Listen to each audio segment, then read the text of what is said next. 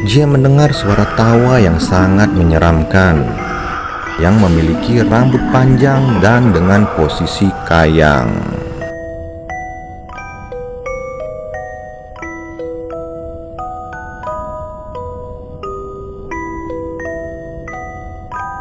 Assalamualaikum warahmatullahi wabarakatuh. Selamat malam Misterier. Jumpa lagi bersama saya Randy di konten podcast misteri. Pada episode podcast misteri kita kali ini, kembali saya akan menceritakan pengalaman horor yang berdasarkan kisah nyata. Cerita ini saya dapatkan dari Furkon. Furkon ini adalah salah seorang teman saya yang mengenal narasumber yang bernama Cici Jia. Oke lah, tanpa berlama-lama kita langsung masuk aja ke ceritanya.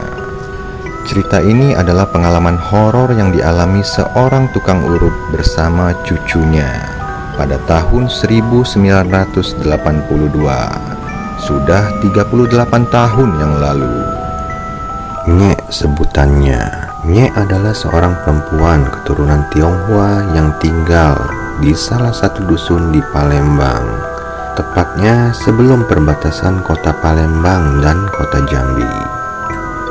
Saat itu usianya bisa dibilang sudah cukup tua, sekitar 80 tahun, sedangkan umur Jia sekitar 12 tahun.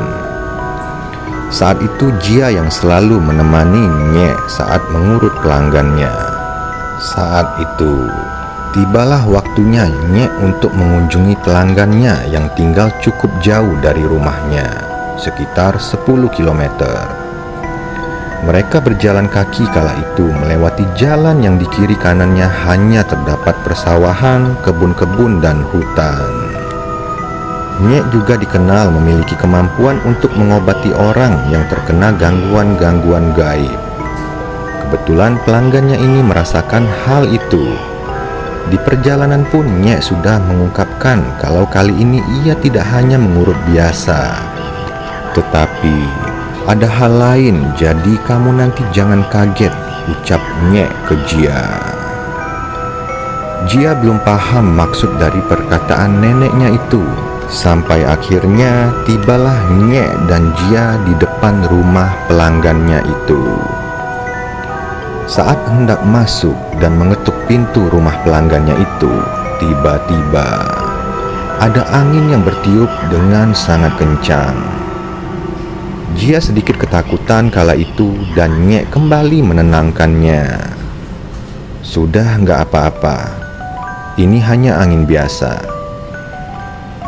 Walau kala itu Jia merasa kalau itu bukan angin biasa, dan sedari ia ikut menemani Nyek mengurut pelanggannya, baru kali ini ia mengalami hal seperti ini. Setelah mengetuk pintu, Nyek dan Jia kembali dikejutkan dengan teriakan seorang pria yang seperti merasakan sakit yang luar biasa. Akhirnya pintu pun terbuka. Kala itu istri dari pelanggannya itu yang membukakan pintu. "Mari masuk Nyek," ucap perempuan itu. Nyek langsung memperhatikan sekeliling ruangan sebelum ia masuk. "Itu masmu kenapa? Habis dari mana?" tanya Nyek ke istri pelanggannya itu. "Gak tahu juga Nyek, suami saya kemarin habis mancing di rawa sebelah sana, dan tiba-tiba pulangnya ia mengeluh kalau seluruh tubuhnya sakit seperti dipukuli." Sebelum masuk, Nyek pun mengucapkan sesuatu yang perempuan itu dan bahkan cucunya sendiri tidak mengetahui apa yang diucapkan oleh neneknya. Seperti memberikan isyarat, akhirnya mereka pun mulai masuk ke dalam rumah. Saat itu, tiba-tiba pintu rumah tertutup sendiri dengan sangat kencang, seolah ada yang membantingnya. Jia pun kaget dan kembali memegangi neneknya. "Gak apa-apa Jia, jangan takut," ucap Nyek. Saat itu mereka langsung masuk ke dalam kamar dan kembali dikejutkan dengan sosok pelanggannya itu sudah dalam posisi kayang dengan mata melotot dan sangat merah. Pelanggannya itu seperti kerasukan dan separuh sadar. Ketika kerasukan, dia berteriak, Pergi, pergi kalian. Dan di satu sisi ia pun langsung tersadar. Tolong aku, badanku sakit, aku tidak tahan. Akhirnya Nyek meminta Jia mengeluarkan sesuatu dari bungkusan yang mereka bawa. Nyek meminta Jia untuk menumbuk ramuan itu dan mencampurkannya menjadi satu, lalu mengoleskan ramuan itu ke sekujur tubuh pria itu, serta terlihat dari mulutnya seperti mengucapkan sesuatu. Lagi-lagi pria itu berteriak kesakitan, seolah ramuan serta ucapannya itu membuat sosok yang ada di dalam tubuh pria itu merasa kesakitan. Setelah beberapa saat, pria itu pun berhenti berteriak dan tertidur. Saat itu Nyek tetap mengurut pria itu dan mengatakan ke istrinya, "Ini masmu ketempelan," dan sosok itu mencoba menguasai raga masmu ini. Ia awalnya masuk dari kaki dan menjalar ke pinggang dan punggungnya. Kamu bisa lihat sendiri di jempol kaki masmu ini berbeda, seperti bekas lebam dan membiru. Sosok itu sudah keluar, tetapi ia masih di sini, ucapnya sambil menunjuk ke salah satu ruangan yang gelap yang ada di rumahnya. Tapi tidak apa-apa, sosok itu akan pergi dengan sendirinya. Singkat cerita, kala itu Nyek hendak berpamitan pulang, tetapi saat itu tetangga sebelah rumah pelanggannya yang juga merupakan salah satu pelanggannya meminta Nyek untuk mengurutnya. Tapi kala itu Nyek terlihat sangat kelelahan, seperti tenaganya sudah habis untuk mengobati pelanggannya barusan. Nyek menolak pelanggannya itu dengan halus dan menjanjikan kalau 2 hari lagi ia akan datang kembali. Akhirnya Nyek pun pulang bersama Jia. Saat di perjalanan, Nyek merasakan ada sedikit keganjilan, seperti ada yang mengikutinya kala itu. Jia pun sempat terheran melihat Nyek sesekali menghentikan langkahnya dan menoleh ke belakang. Melihat hal itu, Jia pun merasakan kalau ada yang tidak beres saat itu. Ia pun kembali menanyakan hal ini kepada Nyek. "Ada apa, Nyek? Nyek lelah ya?"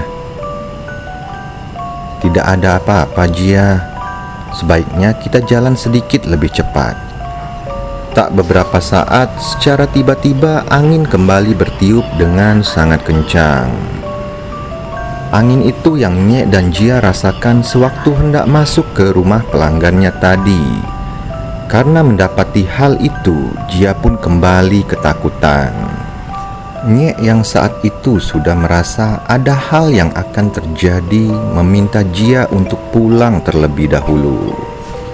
"Kamu pulang duluan saja ya, Jia. Nenek istirahat di sini dulu sebentar."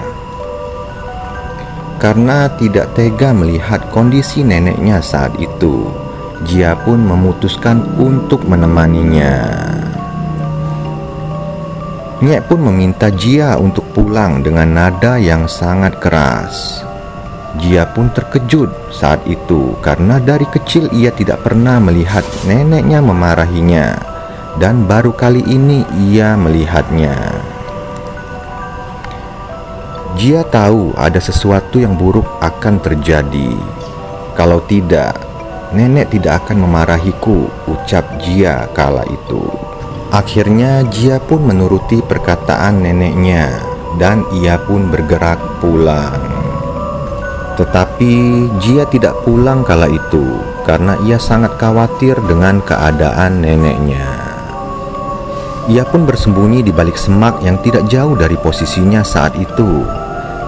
Tak beberapa lama, Jia mendengar suara tawa yang sangat menyeramkan. Dan secara tiba-tiba di hadapannya ia melihat sosok hitam yang besar, kurang lebih 2-3 meter, yang memiliki rambut panjang dan dengan posisi kayang. Akhirnya Jia melihat Nyek dan sosok itu seperti berkomunikasi, dan Jia tidak bisa mendengar percakapan itu. Tak beberapa saat, terdengar suara teriakan yang cukup kencang saat itu. Itu teriakan Nyek, ucap Jia. Nyek berteriak kesakitan, dan kala itu juga Jia melihat Nyek terpental dan terjatuh. Melihat hal itu, Jia hendak mendekat, tetapi rasa takut pun masih menyelimuti dirinya. Dan Jia semakin takut ketika ia mendapati sosok tersebut melihat ke arahnya dengan posisi kayang dan mata yang sangat merah, sembari tertawa. Seolah sosok itu mengetahui kalau Jia ada di sana. Karena takut hal yang buruk menimpa cucunya, akhirnya Nyek mengeluarkan sesuatu dari dalam kainnya dan melemparkan ke sosok tersebut. Secara tiba-tiba, sosok itu pun menghilang. Setelah dirasa aman, Jia pun langsung berlari ke arah Nyek untuk melihat kondisinya. Alangkah terkejutnya kala itu ia melihat Nyek dengan muka yang sangat pucat, seolah tidak ada tenaga sedikit pun. Karena Jia tidak kuat memapah Nyek saat itu, akhirnya ia memutuskan menunggu di sana sampai hari terang. Saat itu sekitar pukul 6 pagi, Jia melihat ada gerobak petani lewat dan Jia pun meminta tolong kepada petani itu untuk mengantarkan mereka pulang.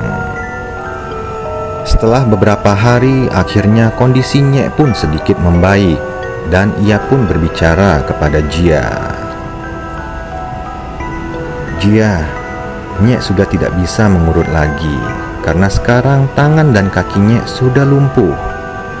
Jia pun terkejut kala itu, dan kembali Nyek menjelaskan ketika malam itu sosok tersebut hendak masuk ke dalam tubuhnya, tetapi karena Nyek memiliki jimat dari leluhurnya, maka sosok itu tidak bisa masuk. Akhirnya sekarang kondisi Nyek jadi begini.